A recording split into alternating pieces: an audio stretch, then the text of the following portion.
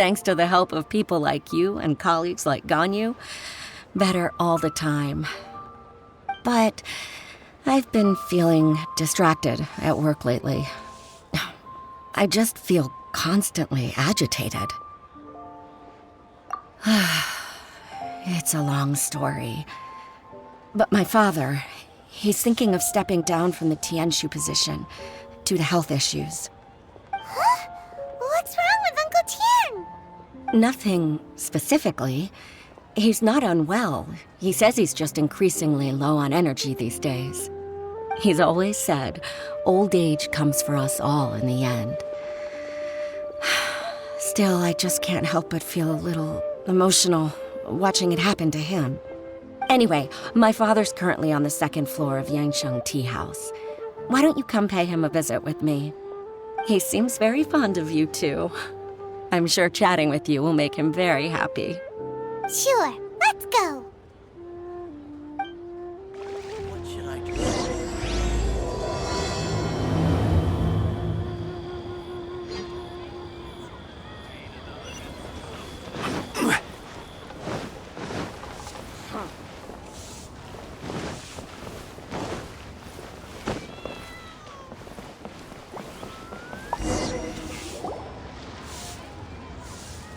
Uncle Tian, we're here to chat with you. Oh? What a lovely surprise. Welcome. Hoishin, why don't you go downstairs and get the shopkeeper to make us a fresh pot of tea?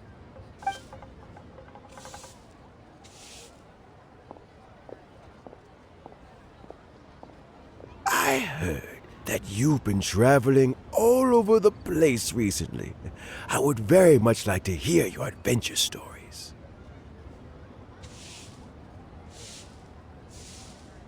Hoishin told you, didn't she?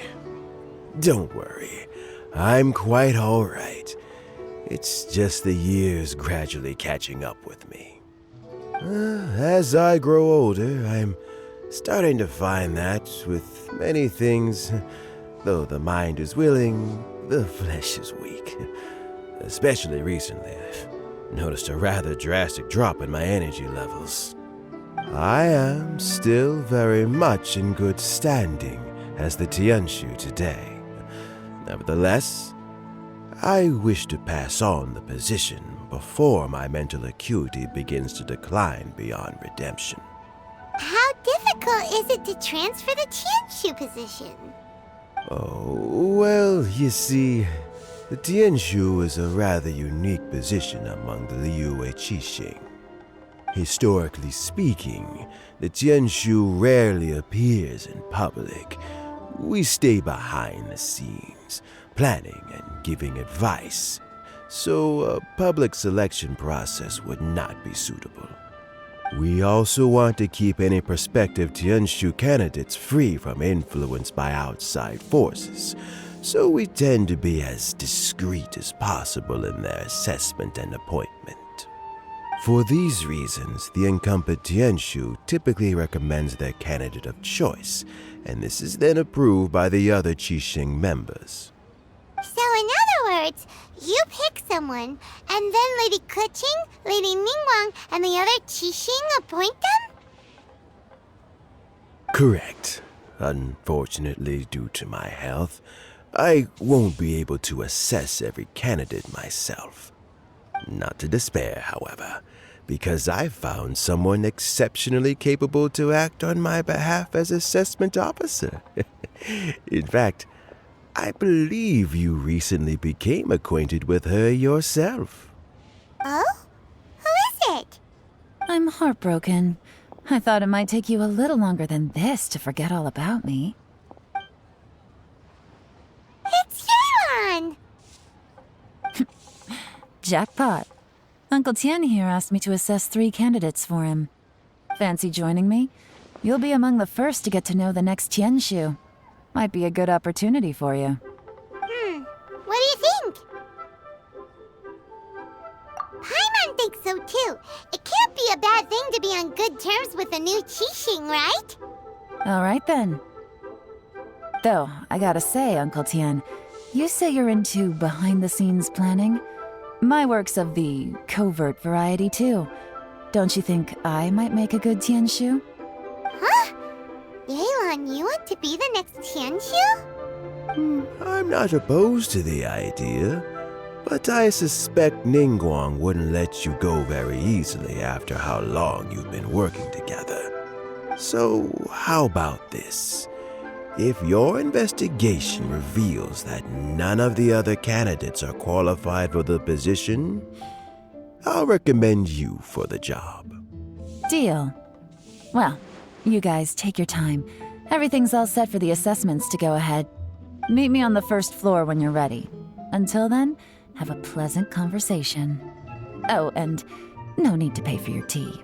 As the new owner of this fine establishment, this runs on the house.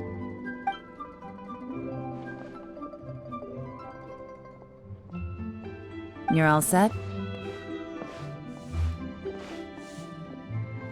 Uncle Tian seems really worn down.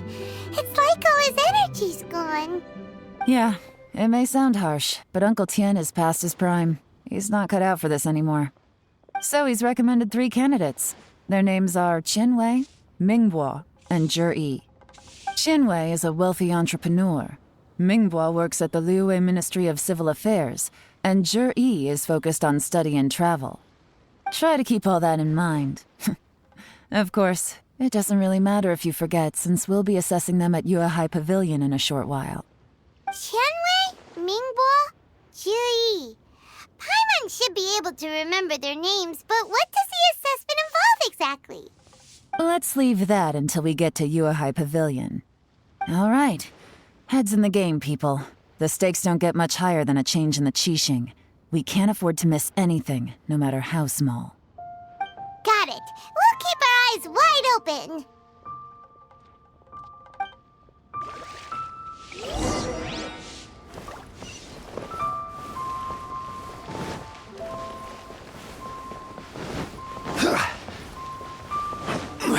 Thank you.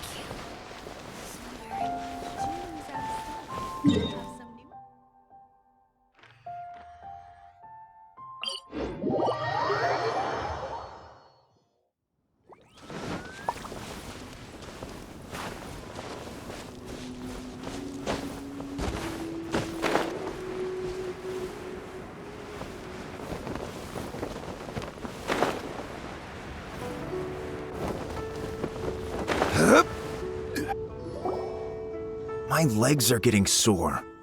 What is wrong with this assessment officer? This is a huge occasion and I don't even get a chair. I've dealt with all kinds of people in my time, but never have I been made to stand while I'm waiting for an appointment. Oh, I think it's fine. That's called being complacent. If you're happy to just accept the way things are, you'll never be able to change anything in the future. Oh, come on. That's just... Now you're just being unreasonable. All right, you two. Let's not get into a big argument over this. It's not worth it. Qianwei, that was a bit uncalled for. And Mingbo, cut him some slack. We've all been standing around for a while. It's natural to be getting irritable. Look, how about this? There's no rule saying we're obliged to stand up while we wait, so why don't we borrow some chairs from the guild nearby? Fine. They're not the best quality chairs, to be sure. But under the circumstances, it would be better than nothing. It looks like all 3 candidates have arrived. We'll meet them formally soon. Before that, let me run you through the assessment process. I've split it into 2 stages: current affairs and planning, and face-to-face interview. In the first stage, candidates are required to submit a manifesto for Liyue's development. In the second stage, we will ask them some questions in person. Writing a manifesto takes time, so I informed them of this requirement in advance. These are the reports they submitted. Wow. One of them is really thick. It's also worth mentioning a stipulation I gave them. Whoever is appointed as the new Tianshu will be expected to implement their plan as put forward in their manifesto. Failing the occurrence of some cataclysmic event, They will not be permitted to change their plan.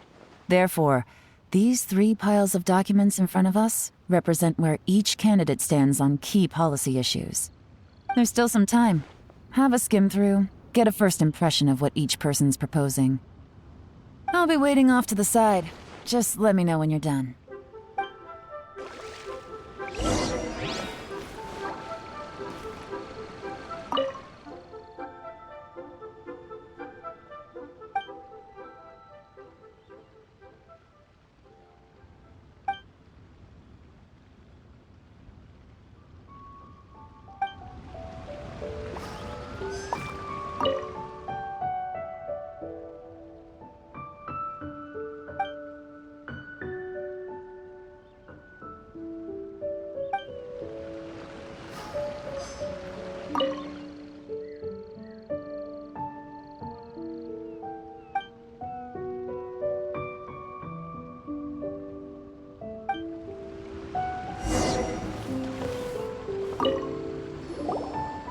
Finished, huh?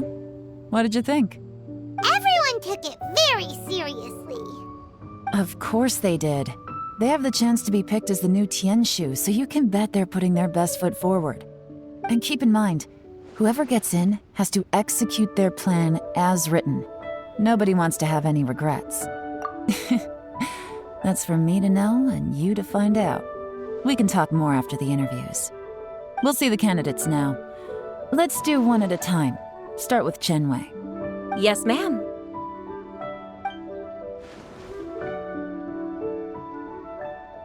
Oh? So you two are the assessment officers, are you? I had assumed that given the great import of this situation, Lady Ningguang would perhaps be assessing us in person. I certainly hadn't imagined I'd be seeing 2 entirely unfamiliar faces. I trust you've read through my manifesto? I'd be more than happy to clarify any details you found difficult to grasp. It was written with an expert audience in mind, after all. Mind your tone, mister. Relax. It wasn't intended as a personal slight against anyone in particular. I was simply stating a fact. Cloud Retainer? You know this Adeptus? Oh, yes, I remember now. You must be the traveler that people are constantly talking about. With your sterling reputation, you must have a respectable level of erudition. Perhaps you will be able to understand the concepts I have put forward. Yeah, although I shouldn't get my hopes up. Oh, is it my turn? Yes. Please introduce yourself. I'm, Mingbo. I work in the Ministry of Civil Affairs. I've worked there for, 9 years, 5 months, and 3 days. In that time, I've handled, 2,347 cases. I have 12 active cases at the moment. They should be concluded in, 16 days? My current work is related to urban planning, and I'm also responsible for, auditing the accounts. To be more precise, there are 3 parts to the accounts, namely... Is it just Paimon, or is he not very good at public speaking? You know what? Let's leave the self-introduction there and move on to some questions. Oh, okay. Sorry.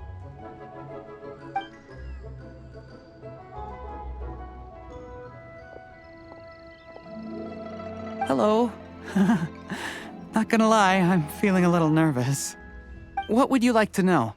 You're here to assess me, so ask away and I'll answer your questions to the best of my ability. Your manifesto is very wide in its scope, but you don't seem to be personally involved in many of the specific fields. How can you be sure that you have the ability to put your plan into action? Very fair question. I completely understand where you're coming from. But I'm confident in my plan. I've visited many different places, talked to lots of people with far more expertise than myself, and my manifesto is the conclusion of these efforts. Of course, 2 different problems can be interconnected in very complicated ways, and you might reach 2 very contradictory conclusions depending on which one you're focusing on. What I've tried to do is strike a balance. In other words, present an optimal solution to all the problems as a whole. How do you plan to determine whether you are right or wrong about your proposed solution being the optimal one? A great question.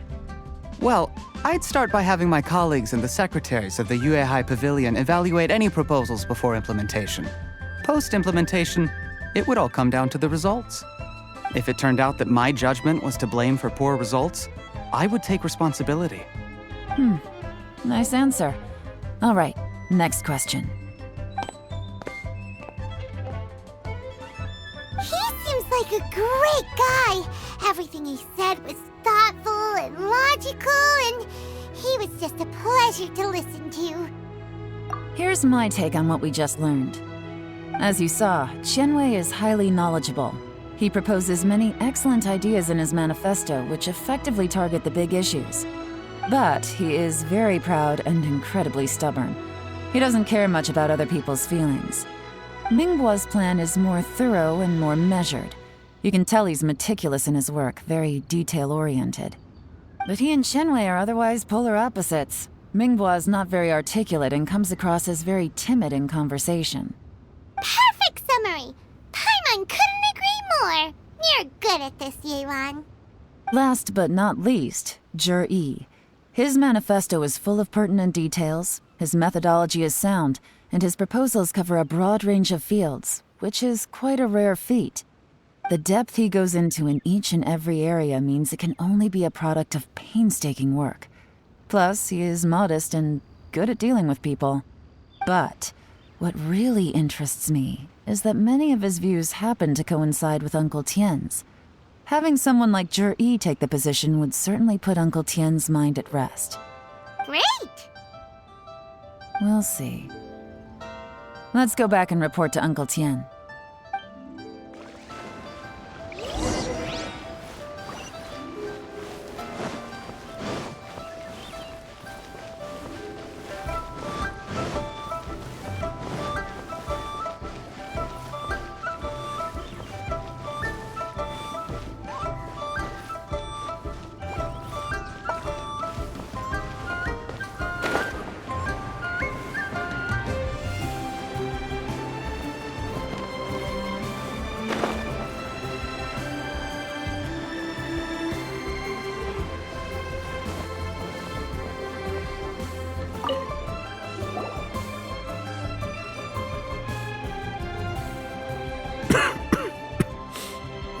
I see. Then it's more or less as I anticipated. All right, then let me ask this. The ideas in Zhi's manifesto are very similar to your own. Is there any particular reason behind this? Oh, I didn't want to say anything when I gave you the list of candidates, for fear of affecting your judgment. But I can tell you now. Those 3 candidates have all studied under me in the past. It's only natural that they share some similarities with me. But Qianwei went on to focus on his business, and Mingbo has always been occupied with his work at the Ministry of Civil Affairs. Of all of them, Zhi was with me for the longest duration. Whoa! So how did you get to know them all, Uncle Tien? Qianwei was referred to me by an old friend. Mingbo came to my attention in the course of my work. As for Zhi, that was pure happenstance. We first met while fishing. Gradually, as we got to know each other, we started discussing all sorts of topics. Zhi came from a poor family, and his parents died when he was very young. But he was a gifted student and a fast learner. He reminded me of a younger version of myself, so I started out giving him a few words of advice when we were out fishing and noticed how quickly he got on. Quite. And now, all of a sudden, he's grown into a mature young man. It's a joy to see, but it also gets one thinking. The young are growing up, and I am growing old. How time flies. No one can escape the cycle of life. I don't know, Uncle Tian. You still seem in pretty good shape to me. You might have another few years of work left in you, don't you think? Oh, you. There's really no need to console me. Having less energy than I used to isn't such a bad thing. It just means I finally have a good reason to retire and spend my days doing what old men like me should be doing. Going fishing whenever I feel like it. Sounds like you sure love fishing, Uncle Tian. Ooh, there's nothing quite like fishing to pass the time. Ooh, and freshly caught fish, they make the most beautiful fish soup with barely any preparation required. Fresh fish soup.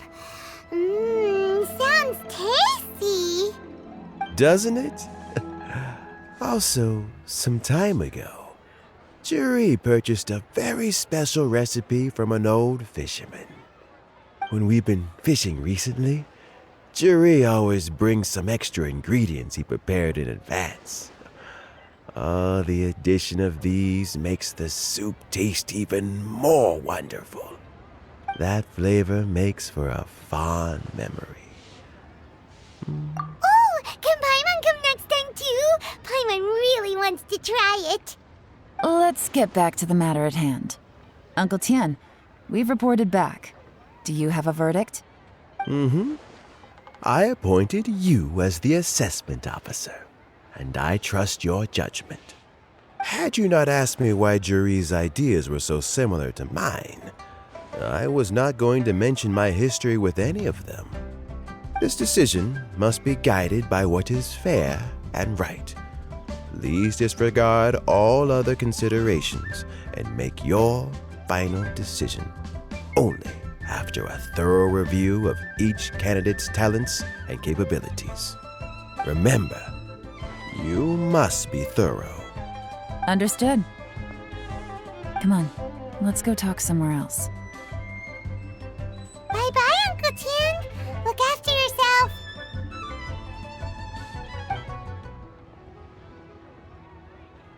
So, it's gonna be Jiri, right? His manifesto was written well, and he's the best speaker. Easy. Let's not rush. There's no time limit for this assessment. Huh? So, are you gonna give them more tests or something? No, nothing like that. The assessment itself is complete. But let me give you a word of advice. Things are not always as they appear. The biggest no-no in intelligence work is to only get information from the person of interest themselves. The truth is almost always hidden beneath many layers of deception. You have to get information through many different channels. For example, Wenyuan, Shanghua. Yes?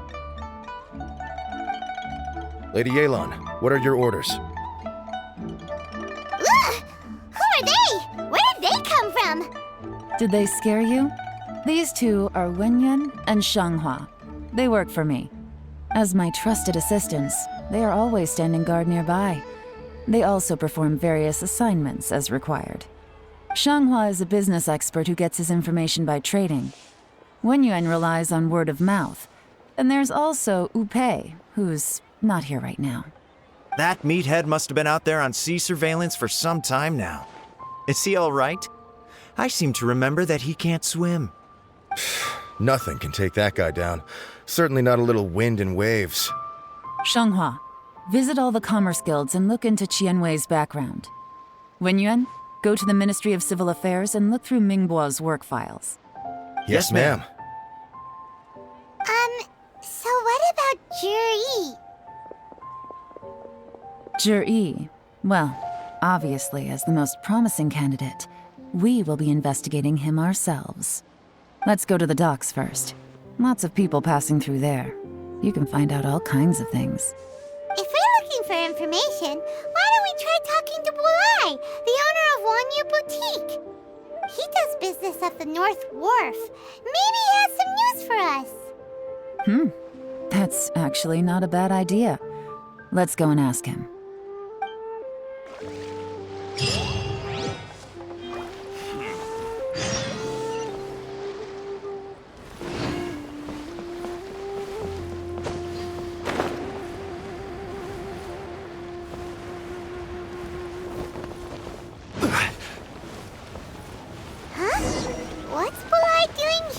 say. Look, your asking price for this batch is just too high. I can't buy in at this price. How am I supposed to turn a profit? Come on, hear me out. I'm telling you, this is the single best batch of Sunsettias ever. You won't find anyone who disputes that. I accidentally dropped one into a well, and even the water turned sweet. Even so... All right. I'll let you in on a little secret. The boss of Second Life also wants to buy from me, but I haven't responded yet. If you won't take him, I'll just have to partner with them instead, and neither of us wants that. Okay, well, when you put it that way, I'll accept your asking price. I'll take all your stock. Don't sell a single one to Second Life.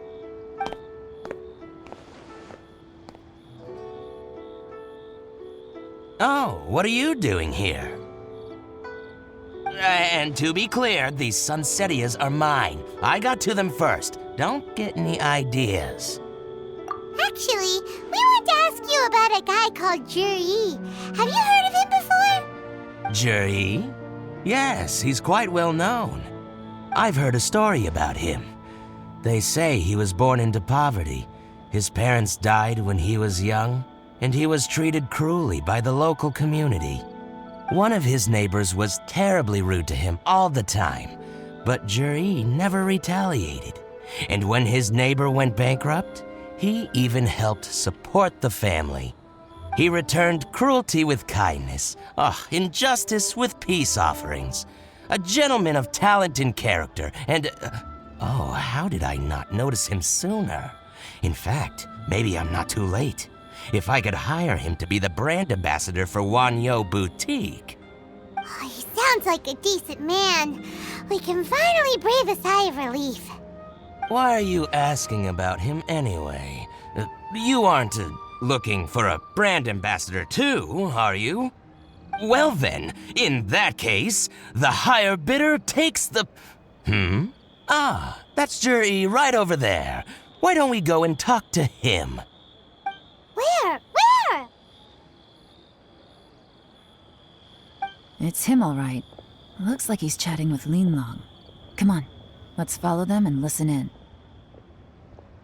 Try not to let him see you. We want this information to be as truthful as possible. I'll just go and fetch an employment contract. And hey, don't try and cut me out of this. Hey! I understand. Let's walk and talk.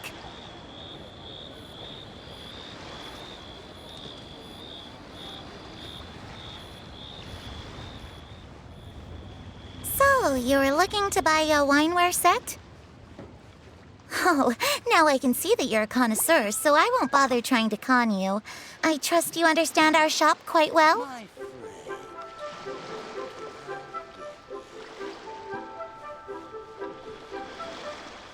The truth is, an old friend of mine, who likes to have a drink now and then, he fancies himself as a man of culture, but doesn't care for needless extravagance. So I thought I might buy him a set of high-quality fakes. How very thoughtful of you. Leave it to me, then. Come and collect it at Shigu Antiques whenever is convenient.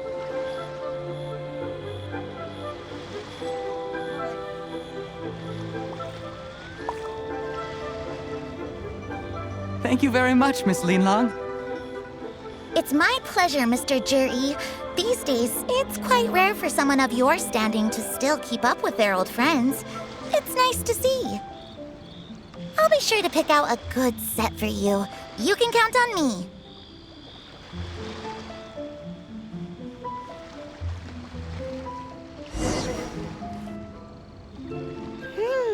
Juri seems to get along really well with everyone.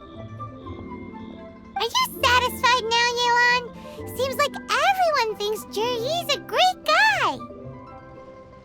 We shouldn't jump to conclusions just yet. Let's go check out the wharf where he usually goes fishing. Do we have to? Wait, you're not just trying to dig up some dirt on Juri because you want to be Tianshu yourself, are you? Maybe I am. Maybe I'm not. But hey, if I do become Tianshu, I'll look out for you guys. You'll be able to try all the finest food for free. How does that sound? We will? Well, come on! Off to the South Wharf we go! Why'd they have to give me that transfer?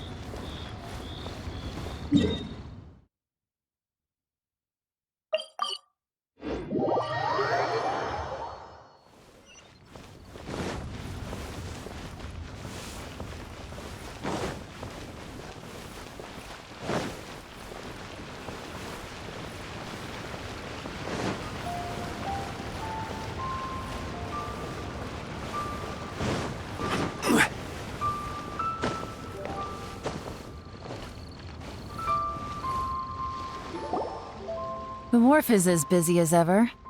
I hear the anglers here sometimes sell their fish to the nearby fishmongers. Let's see what Uncle Soon has to say.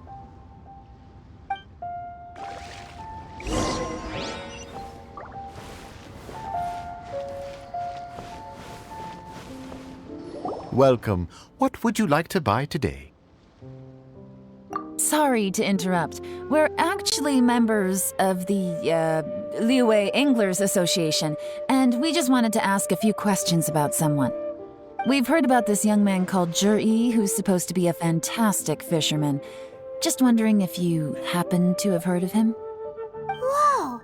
Yelan made up a whole fake identity without batting an eyelid! Ah, yes, Zhi. He's been making quite a name for himself recently. I've got some friends who travel all over the place, and they tell me everywhere they go they meet someone who's heard of him. Apparently, he had a rather tough time growing up. Had to work several jobs alongside his studies to make ends meet. How does that saying go? What doesn't kill you makes you stronger. Well, if there's anything to that logic, he's sure to be phenomenally successful one day. Yeah, we think so too! But I'm afraid your Anglers Association might be in for a disappointment. Oh? Why's that? He's good at a lot of things, but fishing isn't one of them. He fishes at the wharf and sells what he catches to me on occasion. His catches are always mediocre. Not terrible, but equally nothing to write home about. If you're looking to recruit some new members, though, I do know a few top anglers I could put you in touch with. That sounds fantastic. I've got a couple of other things to attend to right now, though, so why don't I come back some other time and we can chat over a drink? Sure thing. See you. Everywhere they go, they meet someone who's heard of him. Come on, let's keep asking around.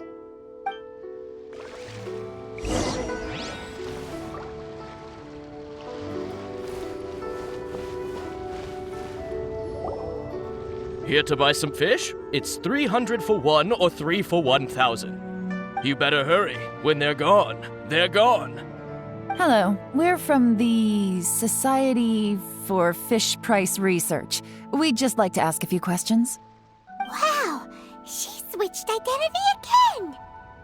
Society for Fish Price Research? I haven't done anything illegal. Stay out of my business. Please, don't worry. We're just here to conduct a simple survey. We've heard about a certain Zhi who's been selling fresh fish at low prices in this area recently. Do you know anything about this? So this isn't about me. You should have said something, you know.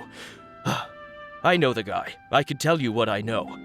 I haven't heard anything about him selling fresh fish at low prices, but it wouldn't surprise me if it was him. Oh? Why is that? Because he's so poor. His parents died when he was very young, and his alcoholic father still owed a huge amount of debt. No one wanted anything to do with him. He was still a kid when he first came to the wharf. His clothes were ragged, and he had a bandage wrapped around his head. And he managed to survive, thanks to Uncle Tien, who gave him some food. But still to this day, he doesn't have a lot of mora to his name. I mean, he can afford to eat and everything, but you'll often see him haggling with others over just a few mora. So, I wouldn't be surprised to find out he's been selling a few fish.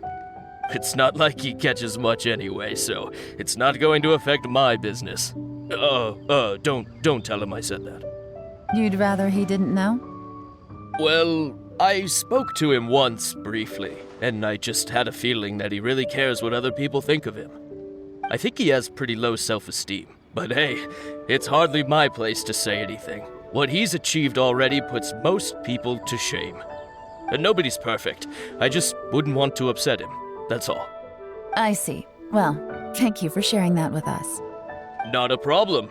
And just for the record, there's absolutely nothing wrong with the price of my fish. The more times you say it, the less convincing it becomes. Doesn't have a lot of mora to his name.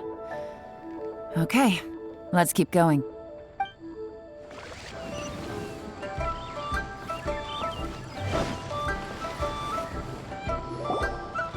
Hey, it's you guys! Wait, what's the phrase? Oh yeah, honored to meet you. What brings you to me?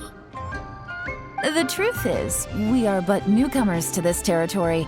We heard tell of a great martial artist, Master Dugu, who knows everything there is to know.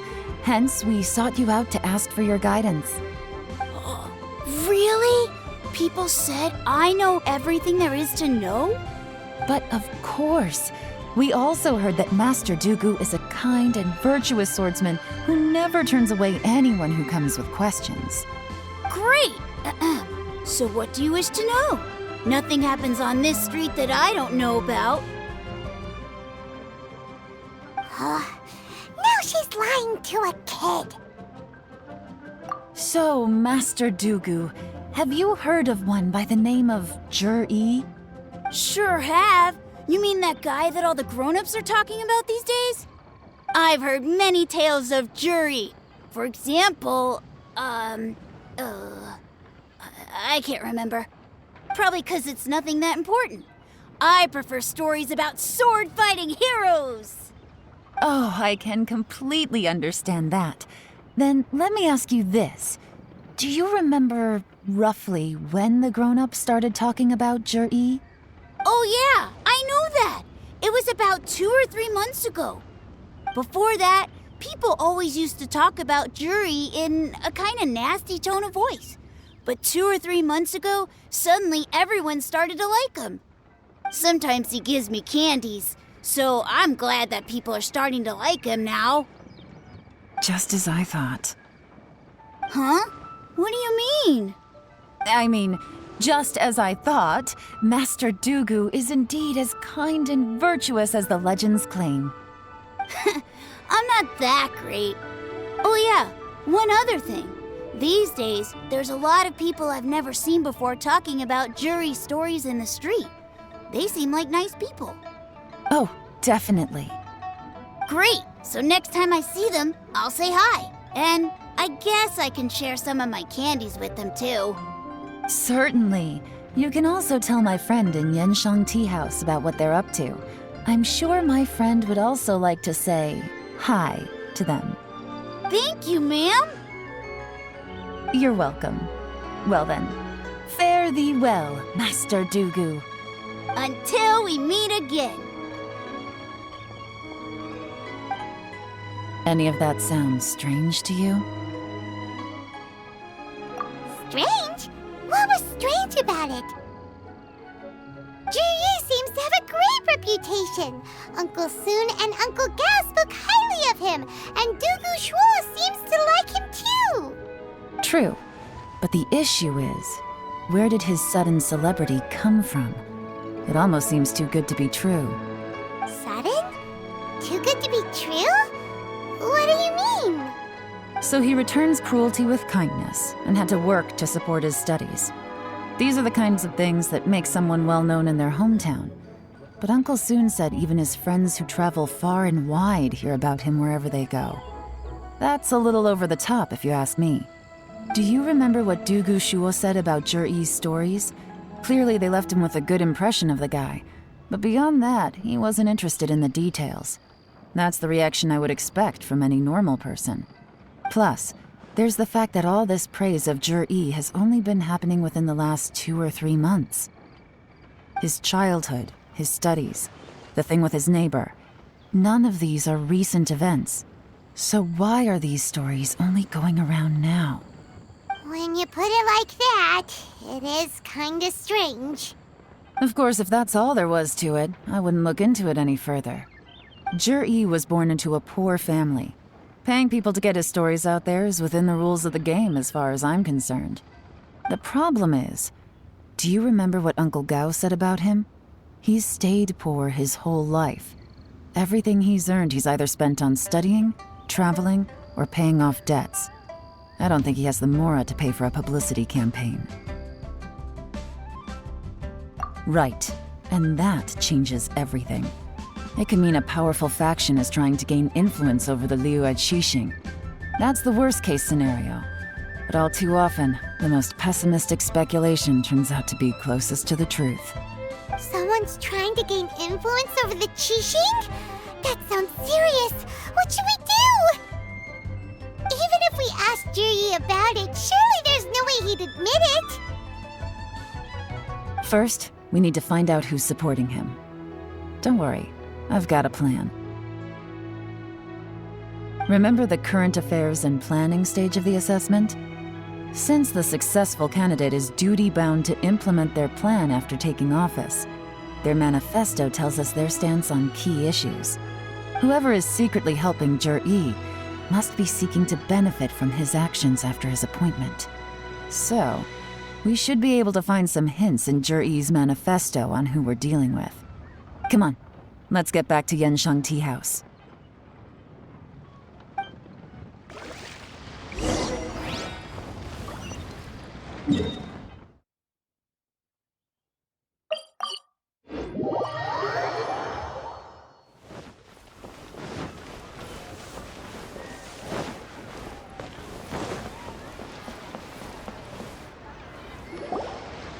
Jur-E's manifesto covers a huge range of topics. Looking for details that don't add up will be like trying to find a needle in a haystack.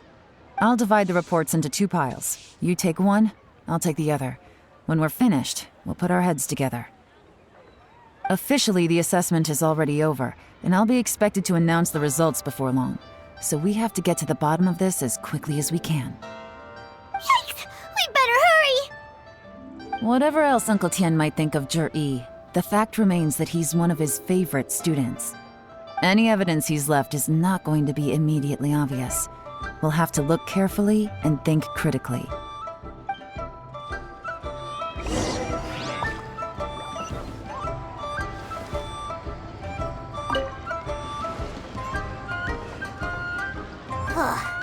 Even though Yelan took half, this is still a lot to get through.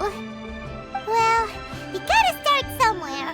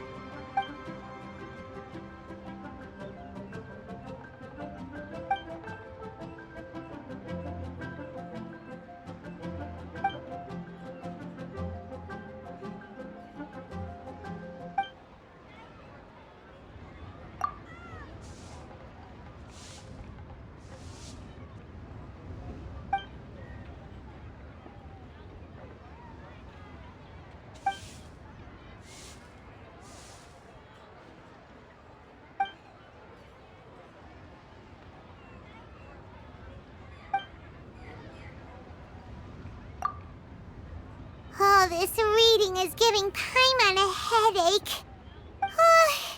Let's take a break.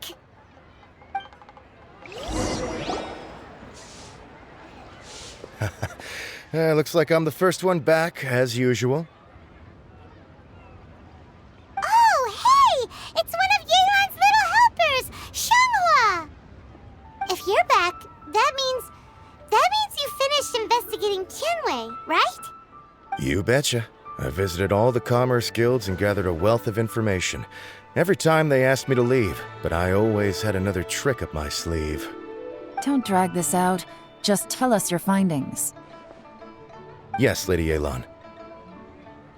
To summarize my findings, most people who've had interactions with Qianwei will start out complaining about how proud and arrogant he is, but then go on to give a generally positive appraisal of him. The young master of the Feiyun Commerce Guild said that Qianwei appears arrogant, but he's very scrupulous in the way he works. Once he signs a contract with somebody, he treats them fairly regardless of their background. Who'd have thought? Is it possible that his reputation is fake? Is there any way you can check the accounts of the businesses under his name? In theory, that should be very difficult. But here's the thing. I asked around and found out that almost all of Qianwei's accounts are open to the public. Where he buys from and sells to should be confidential business information, but he doesn't seem interested in protecting it at all. Qianwei often sees business opportunities that others don't, but once he's made enough mora off of it, it's like he gets sick of it and releases all of his trade secrets. It's like he wants people to know that they still can't beat him, even if he shares all of his secrets. The fact that someone like that can still make mora is pretty infuriating when you think about it. What a strange guy. It's like he's not doing business to make mora, but instead... to validate his theories. No wonder his manifesto contains so many insights. It's all the result of his first-hand experimentation. I'm back! Huh? How come you're here? Why do you think? Obviously, because I possess superior skills and am always one step ahead of the competition. Well, when you're the competition, at least. You... Ugh, whatever. I'm not getting into an argument with you. If I hadn't had something else to take care of on the way, I would have been back long before you. Lady Yelan, I have finished investigating Mingbo. Well, we're all ears. The Ministry of Civil Affairs says that Mingbo struggles to get his words out when he gets nervous, especially when he's chatting with strangers. But after a few days of getting to know him, you can pretty much have a normal conversation with him. On the whole, the feedback from the Ministry of Civil Affairs was very positive. He always considers the things that everyone else overlooks. In your opinion, was the Ministry of Civil Affairs' appraisal of Mingbo at all exaggerated? I don't believe so. Mingbo is someone who has slowly but surely earned the reputation he has today. According to Miss Yu, the ministry often gets Mingbo to take a final look at projects before they're implemented. People feel much more confident in something if it has his stamp of approval. Oh, and also, there was once someone in the ministry who was lying and cheating to try to advance their career. Mingbo gave them the scolding of a lifetime. Apparently, he can be terrifying when he loses his temper. I haven't seen it for myself, though. Whoa, that's hard to imagine.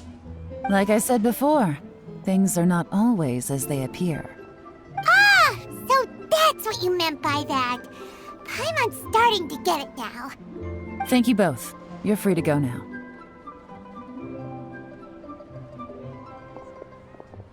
So, have you finished reading the manifesto? We still have a bit left.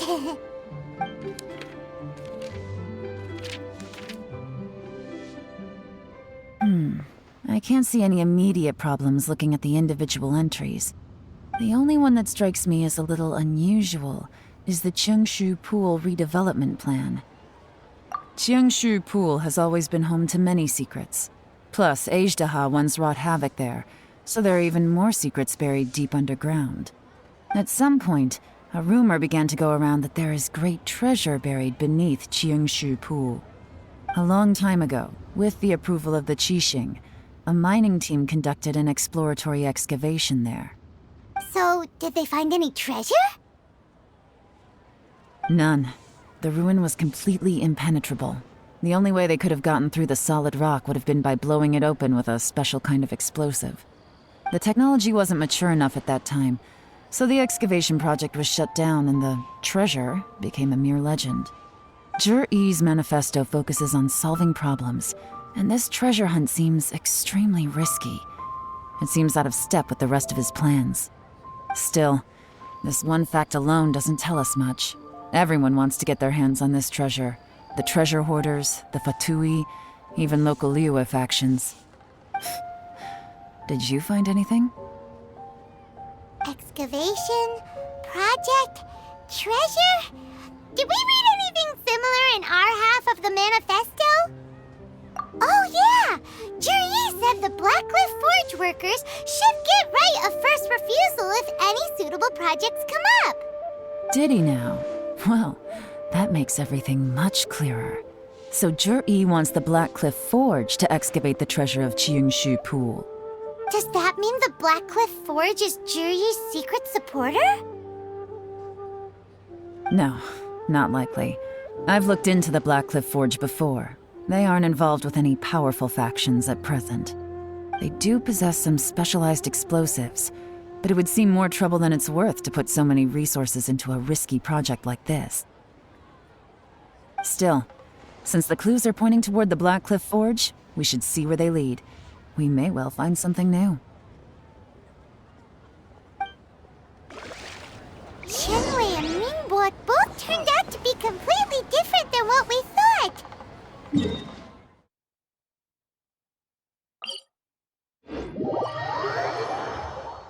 What about Juri? Is there another side to him too?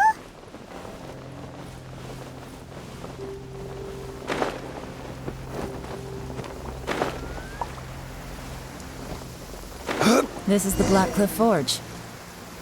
Let's look around for clues.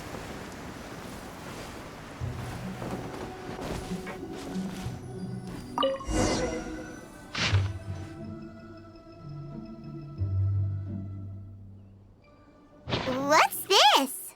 A diary? From the back, it looks like a ledger, but it seems they also use it as a site log. We don't know who wrote it, but it's interesting, don't you think? These newcomers, who could have sent them? You think they're suspicious? Yes. Look, it says right there, one of them's already been promoted to team leader. At this rate, by the time the Qingshu Pool redevelopment plan is ready to roll, they'll be the technical backbone of the team. That'll give them the chance to take a lot of liberties.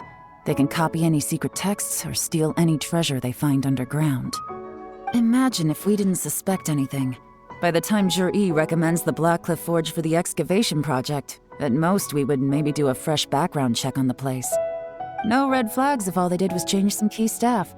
And even if we decided to vet the staff individually, they'd have had more than enough time by then to come up with fake identities.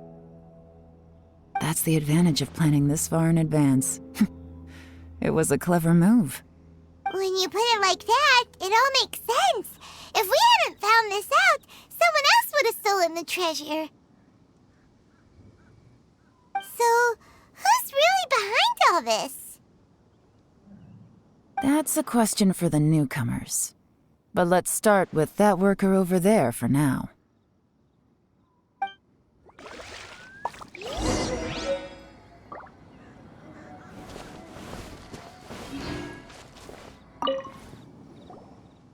Excuse us. We want to ask you about the newcomers. You want them to teach you or something? I gotta say, these newcomers are in tip-top shape. Fast learners, too. They're picking up all the skills unbelievably fast. My only complaint is that they're always going out drinking at night, but they never let us join them. I guess they just need some time to adjust. I'm sure we'll get to know each other over time. They go out drinking. This area isn't exactly renowned for the nightlife. I'm guessing it's a long trip to the nearest tavern. You got that right. They tell me they go all the way back to Liyue Harbor to drink at Wanmin Restaurant.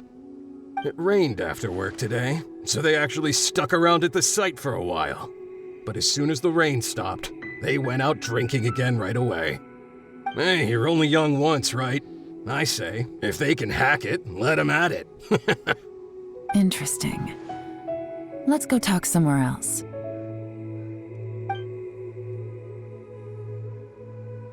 Looks like our hunch was on the Mora. These newcomers are very suspicious.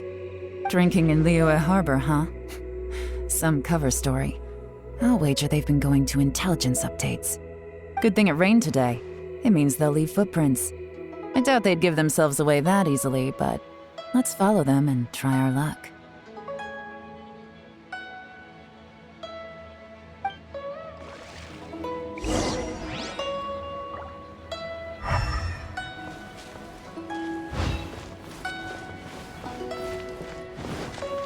They went that way! Hurry, we gotta catch up!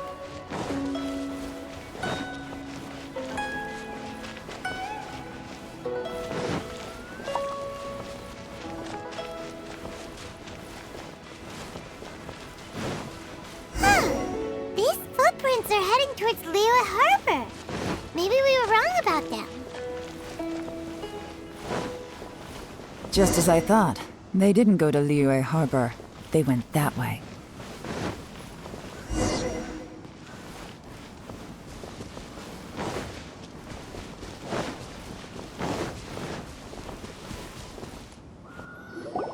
The footprints stop here. But, judging from the direction, I'm guessing their destination was that abandoned house.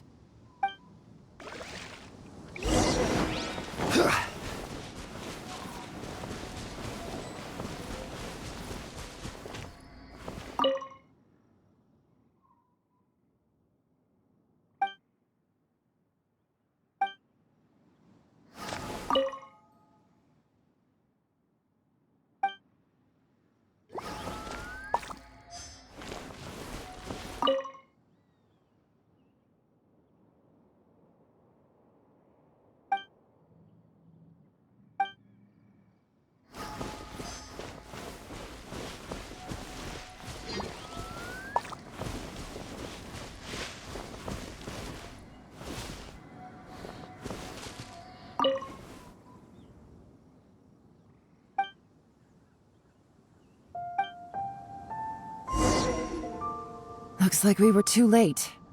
This has gotta be where the newcomers rendezvous with whoever they're working for. But all the evidence has been destroyed. Look at these ashes. Someone was burning documents not long before we arrived. Could there be anything left? Maybe the wind could have blown the fire out before everything was finished burning. The odds of that are very slim. It's practically impossible. I've checked. All the paper's been burned. There's only ash left now. Why don't we wait for them back at the Black Cliff Forge? They've gotta go back there sooner or later. We can't count on that. Clearly they were based here at one point, but it's mysteriously abandoned now. To me, that says that whoever's behind this has moved them somewhere else to throw our investigation off course. Darn! Guess this is where our trail runs cold. Make no mistake, the purpose of our trip wasn't to find any solid evidence. We just need to figure out who's behind Jur-E. I smelled something peculiar the moment I came in. Those newcomers probably thought they'd be safe as long as they burned the letters. But what they failed to consider is that paper and ink from different regions produce different odors when they're burned. Really? Paimon can't smell anything. Do you smell anything? There is a certain place with a freezing cold climate where there's nothing but ice as far as the eye can see. Some wealthy people there put floral fragrance in their ink as a way of injecting a little romance into their writing. When that fragrant ink is burned, this is the exact odor that it leaves behind. Exactly. The evidence will soon be blown away by the wind, so it's nothing we can arrest anyone with. But it's all I need. Now I know who we're dealing with. I can plan our next move. Lady Yelan! Oh, thank goodness I finally found you. I thought I'd never see you again. Who are you? Don't be alarmed. This is Upei. He's Wenyuan and Shanghua's colleague. I sent him to look into Jur-E's regular contacts. Since Jur-E likes fishing, Upei thought he might know some of the fishermen and sailors, so he took a boat out to sea to ask around. I left him a note at Yanshang Tea House telling him to look for me at Black Cliff Forge when he got back. If there'd been an ambush waiting for us there, it means we'd have had some backup. So, What did you find out at sea? Forgive my incompetence. I'm afraid I've come up empty-handed. I asked all the fishermen multiple times, but none of them had any interactions with Jur-E before. Then the waves got so choppy I ended up falling overboard. Fortunately, someone managed to drag me out. When I got back, I heard that you'd gone to Black Cliff Forge and might need backup, so I went straight there as fast as I could. Didn't even stop to change my clothes. Well, Uncle Tien said that Jur-E once bought a recipe from one of the fishermen. Did you hear anything about that at all? What? That's news to me. No, that's not possible. It's absolutely not possible. Lady Yelan, I'm telling you, I spoke to every single fisherman out there, and none of them mentioned anything about a recipe. Interesting. Then I wonder how that even more wonderful fish soup came about.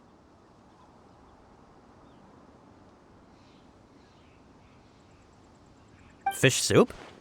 What fish soup? Nothing. Our priority right now is to find a way to get our hands on some solid evidence. Well, any suggestions?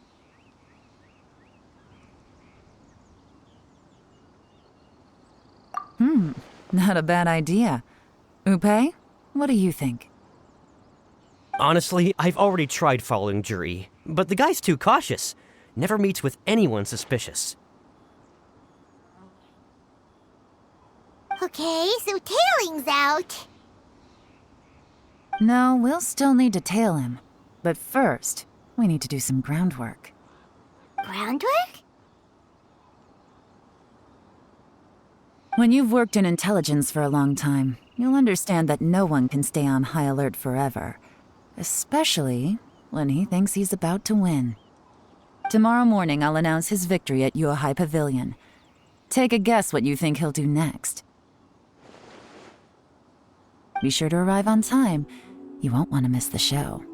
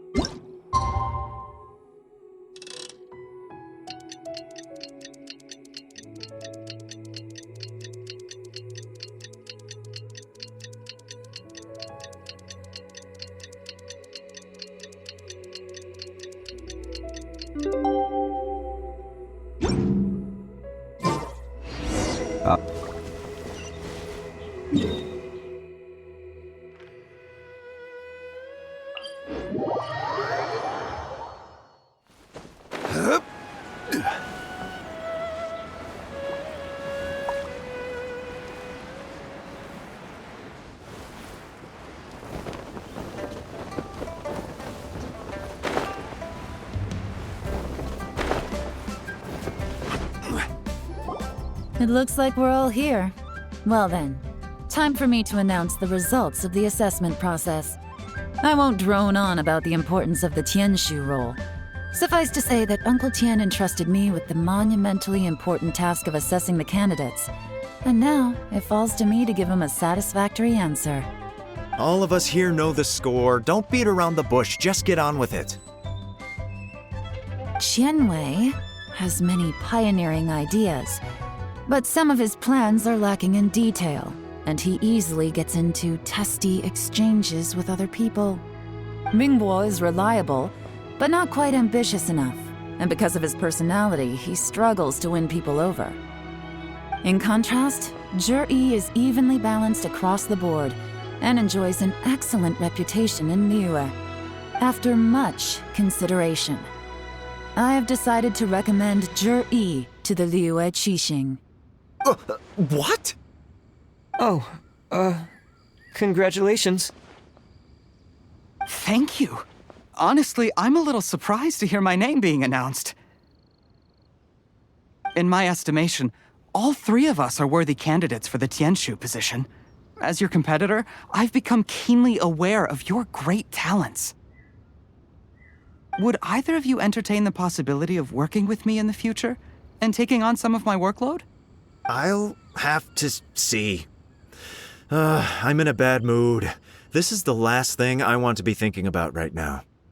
I don't mind, as long as I can help. Okay, well, that's all from me. Jur-E, you'll have some preparation to do. It won't be long before you're informed of your official appointment. I hope you will work hard and make Uncle Tien proud. I will live up to the Tianshu name. On this, you have my word. I should go. I need to pack my things, and then I think a celebratory meal is in order. Would anyone like to join me? Count me out. I'm not in the mood for a celebration. Jur-E seems pretty relaxed now. This would be a good time to follow him. Hey, traveler, tell me something. What exactly does that guy have that I don't? If you can't answer that, I'm not accepting this result. I, also wouldn't mind knowing. Oh no, if we get stuck here, we won't be able to leave! Follow him. Yes, ma'am.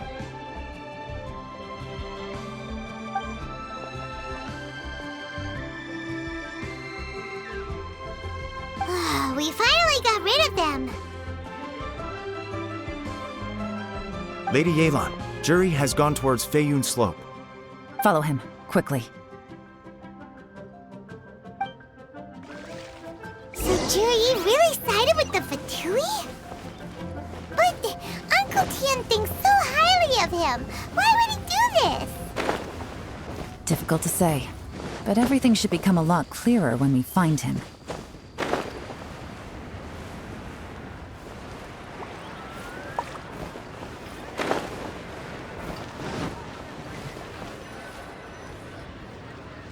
Sorry, Lady Yelan. We lost him. He's too good at this. We weren't able to keep following him without being seen. How the heck did he manage to shake Yelan's subordinates? I guess Jur-E didn't let his guard down. Still as vigilant as ever. No, Upei says he's much more relaxed than usual. Maybe it's just how he's wired. Perceptive enough to sense when he's being watched. But how? Don't blame yourselves. Let's not forget he was trained by Uncle Tien himself. Evading detection is not an unusual skill for him to have. If I'd asked you to tail Uncle Tien, you'd have ended up at a dead end too. It's fine. So, where did you lose him? Xinyue Kiosk. He only went in briefly. Upei and I were watching outside the whole time. A few moments later, a man dressed in a completely different outfit came out. Upei had a feeling that it was him, but we couldn't get close enough to check without blowing our cover. I figured that if we spooked him, it would undo what we've accomplished today so far.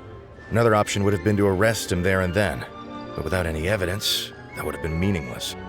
So I stopped Upei, and I stayed here to wait for you while that meathead went to ask around in Xinyue Kiosk. Good work. The fish didn't take the bait, but that's okay. As long as he's still swimming around, we'll find a way to catch him eventually.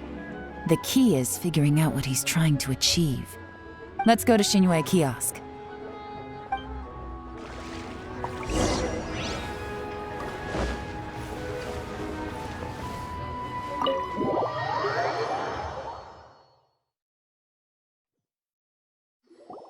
Could you explain to me how that works? A guy like him comes in, changes his whole outfit right under your nose, and you don't even ask him about it?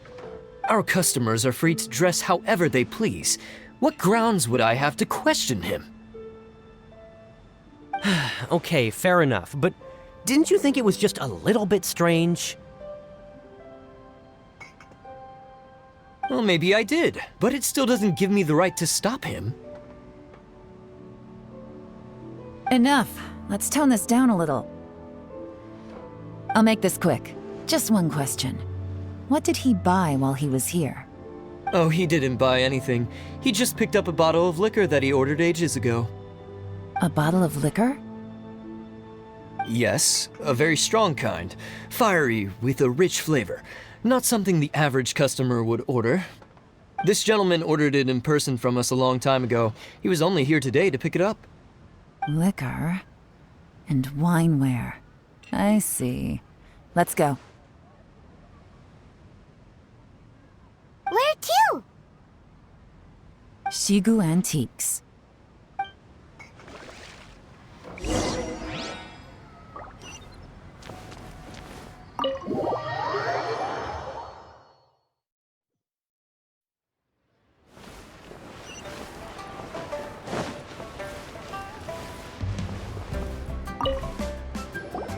Hey, Miss Linlong. Sorry to bother you. Zhi ordered a wanware set from you not long ago, right? We're friends of his. He's been telling us how impressed he is with the quality, considering how affordable it was. So we just had to come and take a look for ourselves. Sure. Which model are you looking for?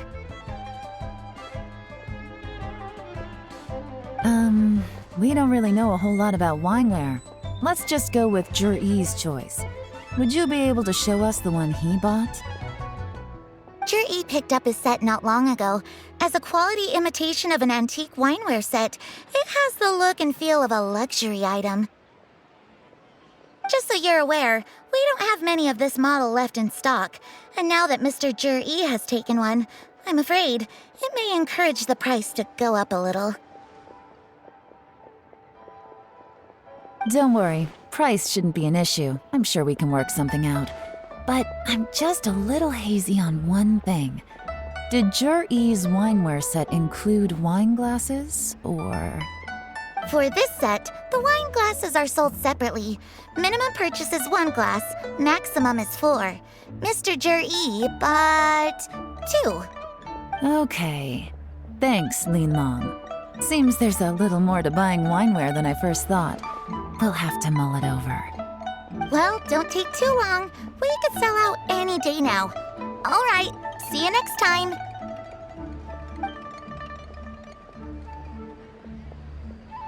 This is turning into a real headache. I'd just like to point out that we have the self-professed Grand Master of Fieldwork here to thank for being wholly incapable of tailing an ordinary civilian without being seen. It's not like you did any better. My specialty is information trading, okay? I don't have the physical agility. What's your excuse? Fair point. Yelan, so has the plan failed? Oh, if we can't figure out where Zhi went, there's not much we can do. But why was he buying liquor at Xinyue Kiosk anyway? To celebrate? If so, it's no ordinary celebration. What do you mean? First of all, Zhi isn't much of a drinker. On some level, he hates alcohol because of what it did to his father. If he was just looking to celebrate by himself, he wouldn't spend his meager savings on an expensive bottle of alcohol, let alone buy a pair of special wine glasses. No, this is a victory feast, held in honor of Zhi's private sponsor. Whoever this person is clearly enjoys hard liquor and has a very high status, hence the need for expensive-looking wineware. Now, where might we find Fatui who match that description, I wonder? Fatui officials. Should be either the Snezhnayan Embassy or the Northland Bank. Have both locations surrounded. Take as many people as you need. Lady Yelan, is it time for us to make our move? If so, you can count me in. Get with the program, would you? This is a covert surveillance operation. Zhi may be vigilant, but that doesn't mean the same is true for his drinking buddy. In which case, we don't need to change tactics. Just change who we're following. Great idea! So we just need to find out who Zhi bought that liquor for and follow them instead! But Lady Yelan, if we get caught, this could become a major diplomatic incident. I'm well aware, but don't you see? Zhi is gambling everything on this. If we really want to catch him, we're going to have to accept a little risk ourselves. Stick to your orders, and make sure we're covering all other bases too. Anywhere else Zhi might be going. I want eyes on those locations. Yes, ma'am. Don't worry, Lady Yelan. Zhi may be a slippery character, but we'll keep a close watch on the movements of all Fatui officials. I'll be waiting for you at the tea house. If I'm guessing correctly, Fatui officials are likely to take action at night. You should go and get ready, then meet me at Yenshang Tea House.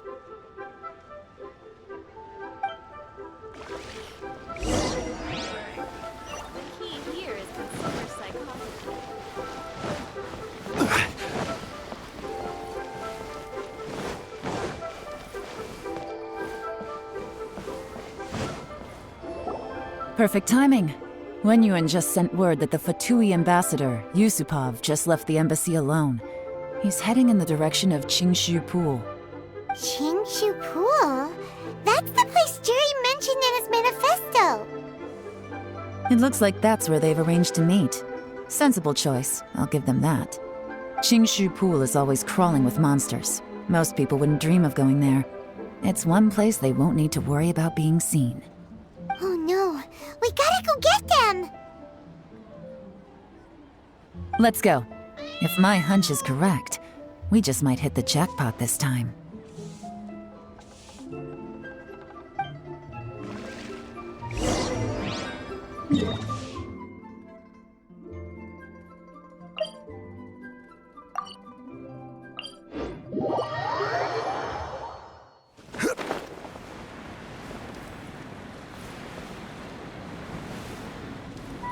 This is Qingshu Pool, full of ruins, crawling with monsters. Anyone with any sense steers well clear of this place. I've looked into the place before. There's a worker's entrance somewhere around here. Follow me.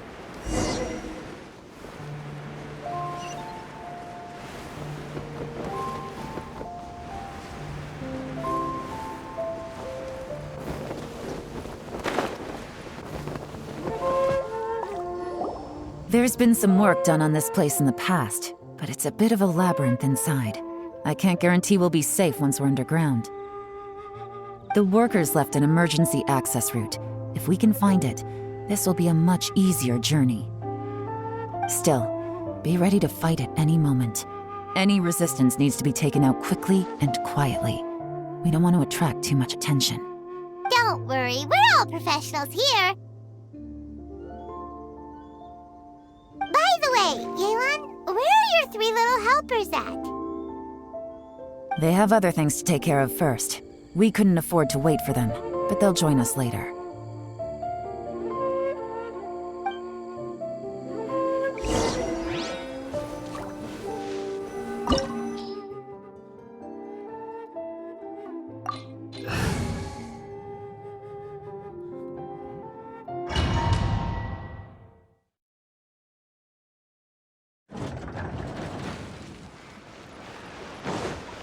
Take it easy. Busted. Really? Gather! I will have order.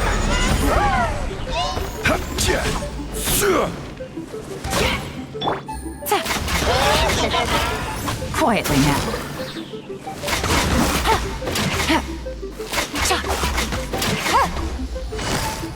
Busted. Take it easy. I must leave no stone unturned.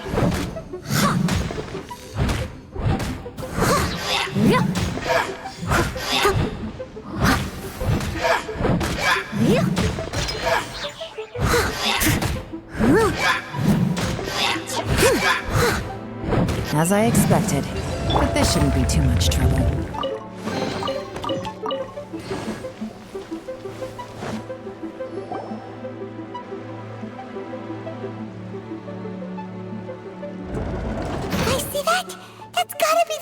Ambassador here to meet Ji.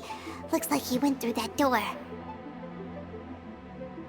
That must be the emergency access route, right? Come on, let's hurry.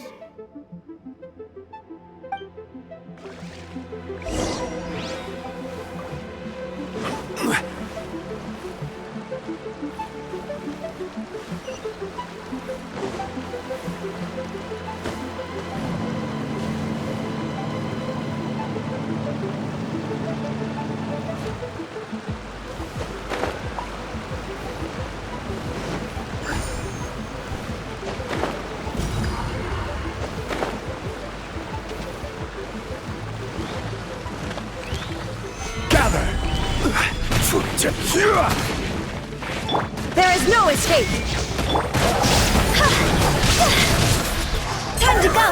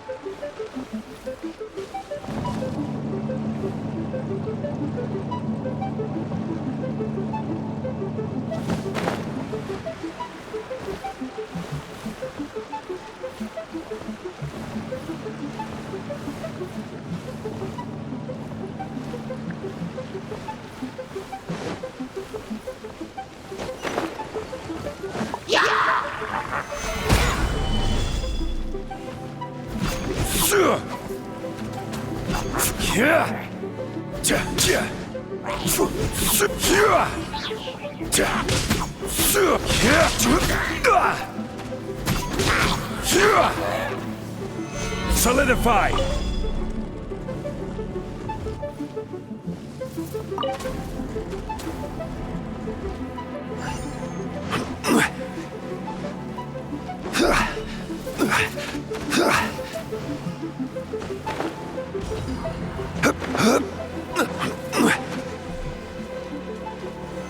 Solidify!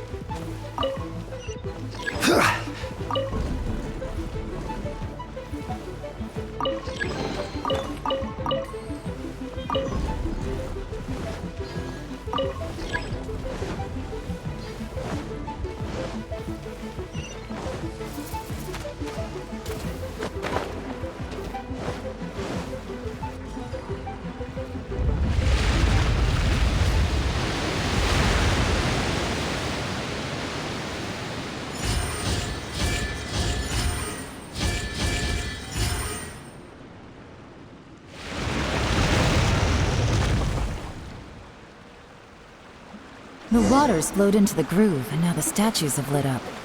Okay, now we should be able to move the statues.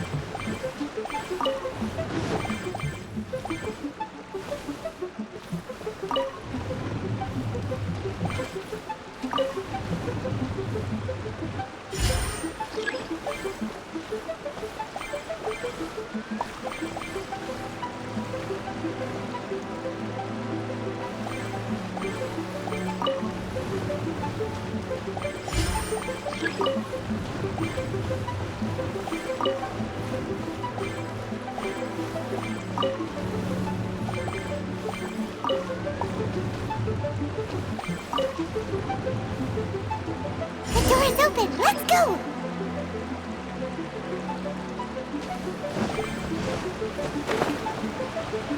We should be nearly at the bottom now. Let's wrap this up.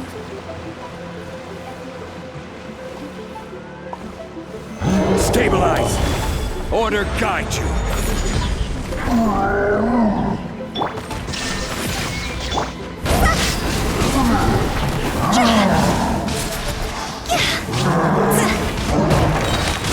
Cross over!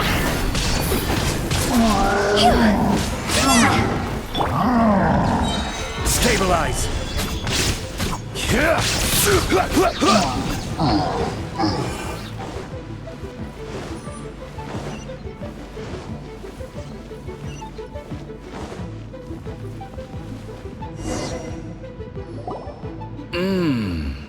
I can tell from the aroma that this is very fine liquor indeed. I'm impressed. Come on, bottoms up. After you, of course.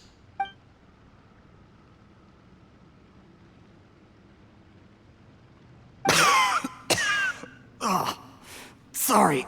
That went down the wrong way. I've never drunk anything this strong before.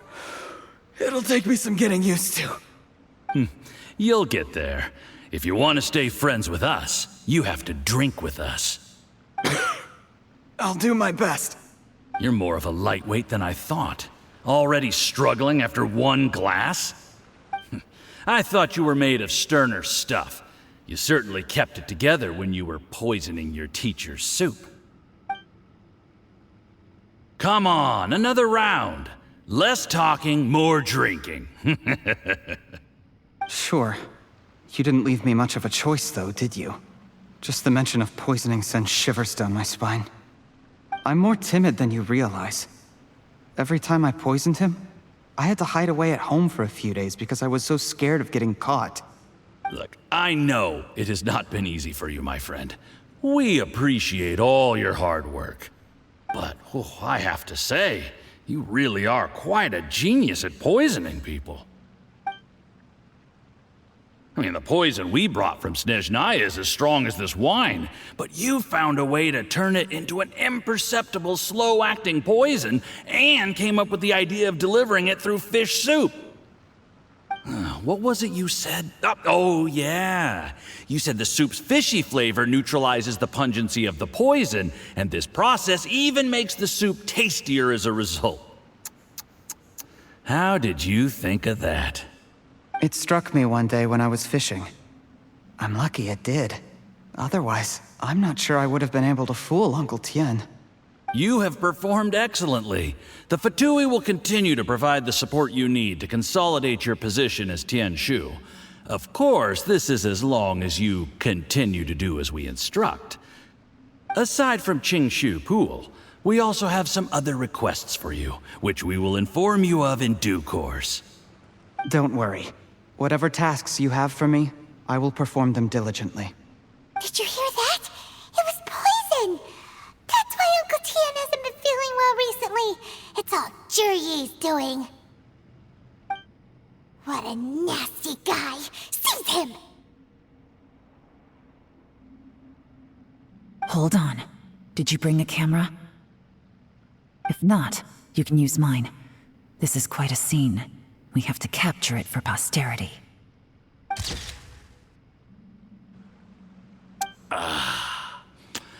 Excellent liquor. We've, seen no progress on the diplomatic front, and everyone has been eyeing up the treasure of Qingshu Pool. It's been a real headache for me. But soon, everything will be taken care of, and I can report back on a successful mission. Thank you, Jurye.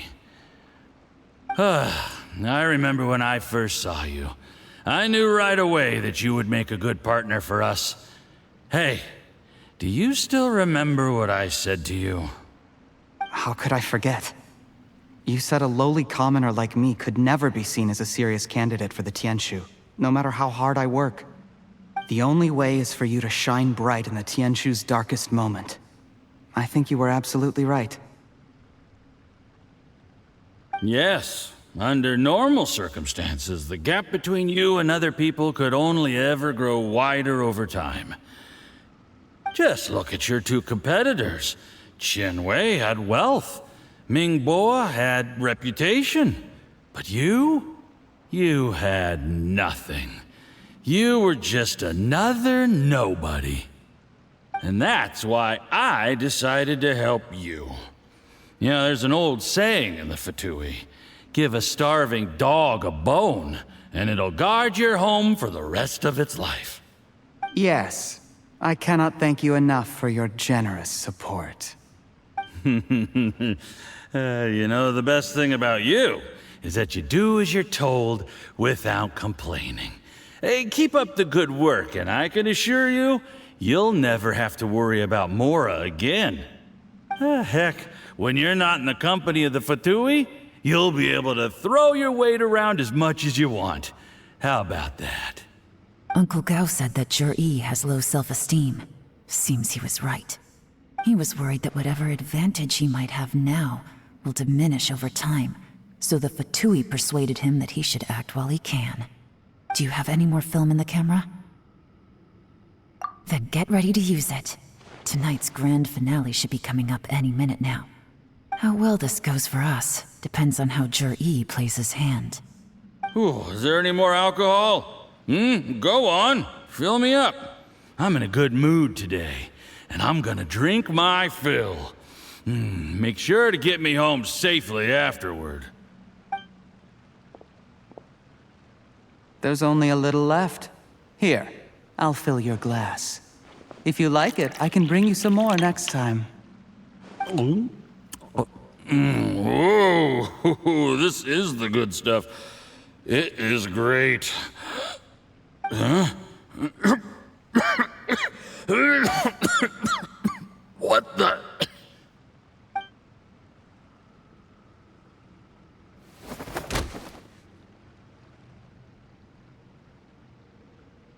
Jur-E, you poisoned my wine?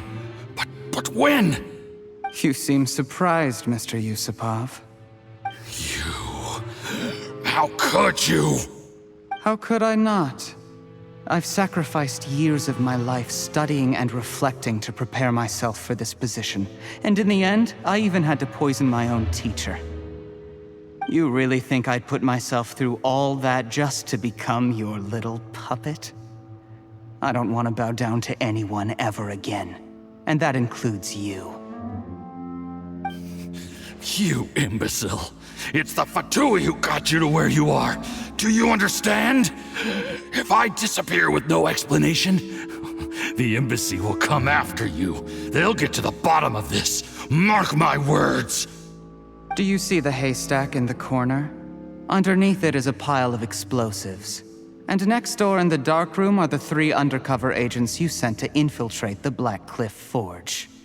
I'm gonna stay here till I see you slip into unconsciousness. Then I'm gonna set this on fire. Once the flames burn through the hay, they'll ignite the explosives, the ruins will collapse, and everything will be buried.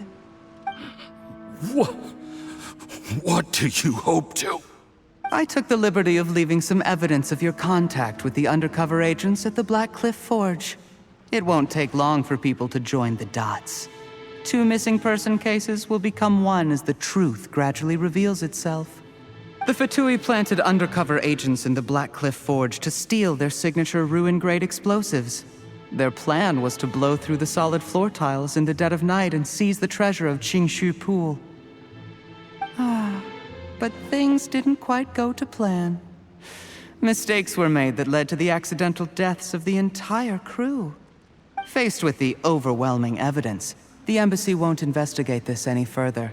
In fact, they'll be only too happy to blame it all on a rogue operation by you. It explains why you acted alone, while exonerating the rest of the embassy of any liability.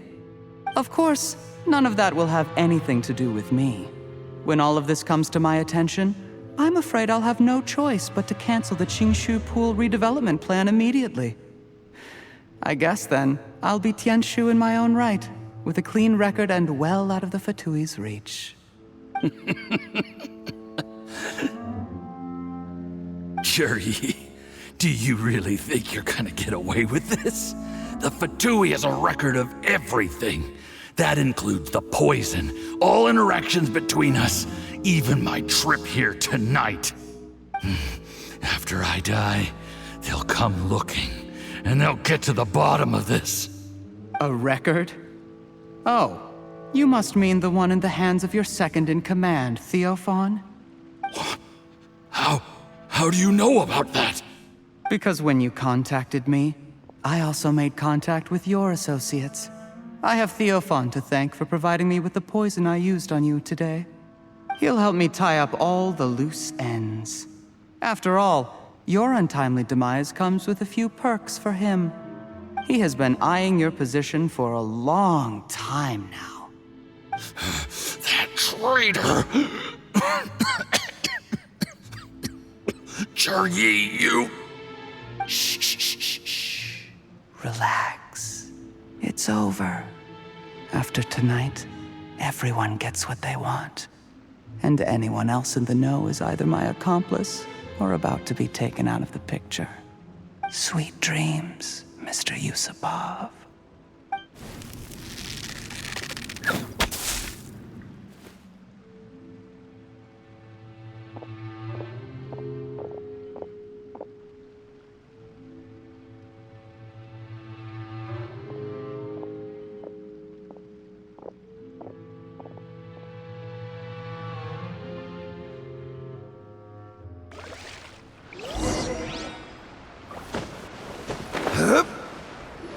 I did a little surveying on the way here and found that you'd left yourself 3 escape routes in case things went south.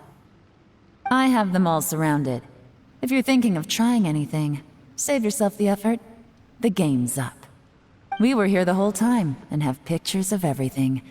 They came out pretty nicely. Want to see them? The game's up? Forgive me, I'm not quite sure what you're referring to, Miss Yelan.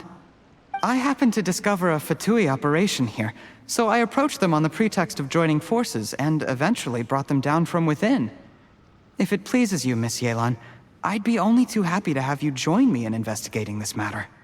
This is how you want to play it, huh? Fine. You do you. All we need to do to convict you is establish that the poison in his system is the same as in Uncle Tien's. Nothing else you wanted to add? Let's leave it there then. Time to go. One wrong move and it all comes crashing down. I should have been more careful. You followed him here, didn't you? I was so focused on keeping myself out of sight, I forgot he was a potential liability. Let's talk about this, Yelan.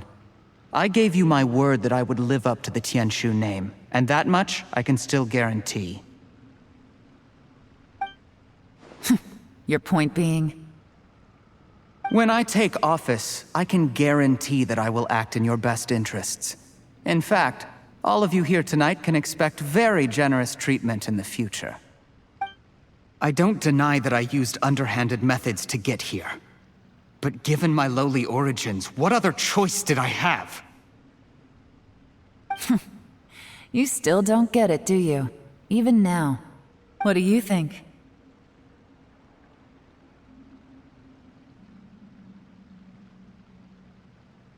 Exactly. Jur-E, clever people can always come up with a good excuse. But while you might be able to get other people to believe you, you'll never be able to deceive yourself. There's nothing wrong with wanting to win other people's respect, but when has Uncle Tien ever looked down on you? He was like a teacher and a father to you, but you chose to repay that by poisoning him. Whatever positive goal you may have started out with, you threw it away in that moment. That's enough. Of course. What makes this even crueler is that you managed to convince yourself there was no other way. Uncle Tien was always going to give you this opportunity, even if you'd done nothing at all. Out of everyone in the world, he is the one who trusts you the most. So much that he drank your fish soup without doubting you, not for 1 second. That's enough! That's enough. Life is like fishing. It cannot be rushed. Whatever you do, impatience will accomplish nothing. I was just like you once, desperate to prove myself. Only later did I realize things do not always turn out the way you plan, but you have to keep calm to carry on. You're still young. Be patient, believe in yourself, and don't look outside yourself to prove your value.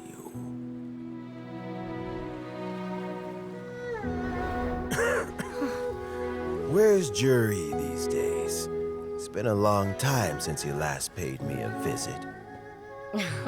Maybe he's just busy. Well, next time, if he doesn't bring a pot of piping hot fish soup, don't let him in. Whatever you were thinking about, you'll have plenty of time to mull it over in prison. Oh, I almost forgot. If the Fatui find out what happened today, prison might not turn out to be the safest place for you. Trying to have friends on both sides, it has a way of turning everyone against you. But right now, I have an opportunity for you.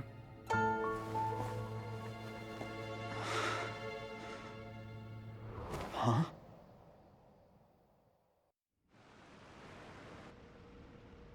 Sorry, things are about to get extremely busy for me. Let's meet at Genshin Tea House tomorrow morning. I'll have someone remove the explosives. Then, there's someone I have to go and see. Need our help with that? No, it could be dangerous. You should leave this one to the professionals. Don't worry, as long as they're willing to cooperate, this'll be a straightforward deal. Get some rest. See you tomorrow.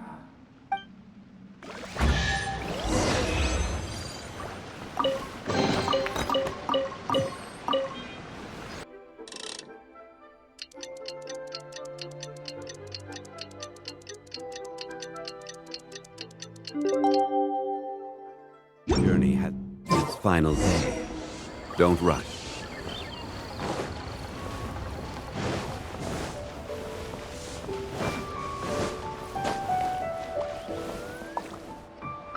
There is now no poison left in his system. But recovery from the damage already done will not happen overnight. Dr. Baishu, is my father going to be... You needn't worry too much. Keep taking the prescribed medicine every day, and a full recovery will take at most 2 to 3 years. It's good we caught it in time. A few days later, and the toxin would have built up in the internal organs.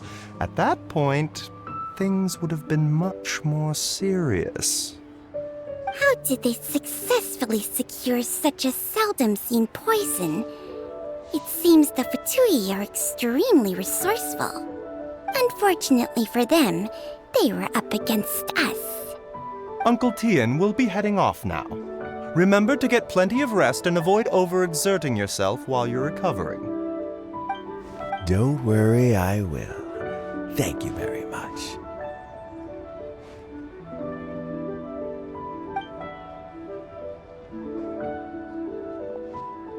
Ah, you're here too? Thank you for all you've done to resolve this situation. I'll have to make some tea in a moment. You simply have to try it. Yes, the exhaustion seems to have gone. My mind is steadily getting clearer again. Luckily, it looks like choosing the Tianshu's successor is suddenly not such a pressing issue after all. Hey, Yelan! My work is mostly wrapped up, so I thought I'd take a minute to check in here. The assessment process comes to an end here, Uncle Tian. In my opinion, Zhi is not suitable for the position. But Qianwei and Mingbo both have potential. You have my gratitude. People can change their loyalties easily. I've always known this. But whenever it happens, it's still a dismal experience. Is it just Paimon, or is Uncle Tian not that surprised? Don't underestimate Uncle Tian. He wouldn't have appointed me as assessment officer if he hadn't had his doubts about Zhi. Normally, the Yuehai Pavilion would be responsible for assessing the candidates. Isn't that right, Uncle Tian? Yes, to be quite honest, I wanted to trust him unreservedly. But I have to be responsible with the position of Tianshu. When I first met Zhi, I wondered if he had approached me with a hidden agenda. So I secretly investigated him. I concluded that he had no ulterior motives whatsoever. He just saw me as an ordinary fishing friend. In the end, even he changed. But when did it start? I never had any plans to recommend him directly, but I always intended to give him the chance to compete on a level playing field. Family background and fame mean everything to many people, but I don't attach great importance to them. I had no reputation to speak of when I first became Tianshu. I relied on Ganyu's assistance for all manner of things. What I really admired about Juri was his intelligence and resilience. I have to admit, he's a smart guy, and very cautious. The intel suggests that the Fatui saw him as very low risk, but Juri was still extremely careful with the poisoning. He chose that specific liquor from Shunyue kiosk because the fiery flavor would mask the bitterness of the poison, and he chose to wait until the Fatui official was drunk and had his guard down before delivering it to him. He also installed a secret compartment in the wine pot he bought to hold the poison. As the amount of liquor went down, he'd shake the pot to release the poison from the compartment into the liquor. Afterwards, we also found he had an antidote on him. Had the Fatui official grown suspicious, Juri would have drunk the poisoned wine himself and then found an opportunity to take the antidote shortly afterwards. But that's still really dangerous. Yes, had he drunk the poisonous wine, he still would have faced serious health consequences despite taking the antidote.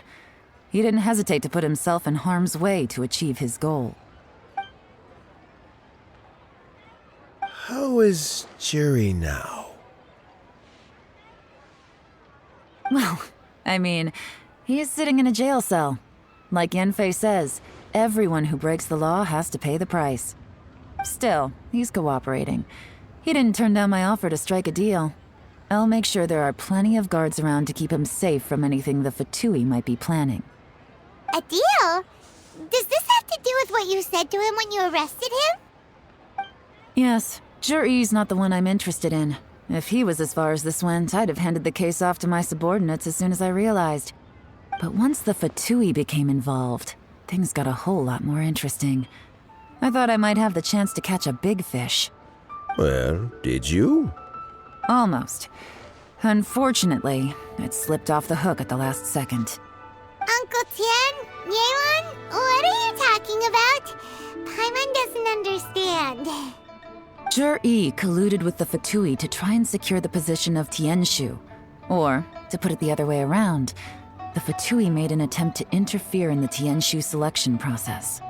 With Yusupov in our hands and a statement from Jur-E, we could afford to continue with a diplomatic offensive. Also, we'd be able to gain control of Theophan, Yusupov's second-in-command. Then we'd have a pawn in the ranks of the Fatui. Pawns like this can be major assets. They open up all sorts of new options. Why else did you think I was investing so much time and effort into this case? So, okay, well, did your plan succeed? We got halfway. The first part went off without a hitch, and we passed all the information on to Lady Ningguang. But when we tried to make contact with Theophan, he was gone, along with all the evidence. The Fatui must be spying on us.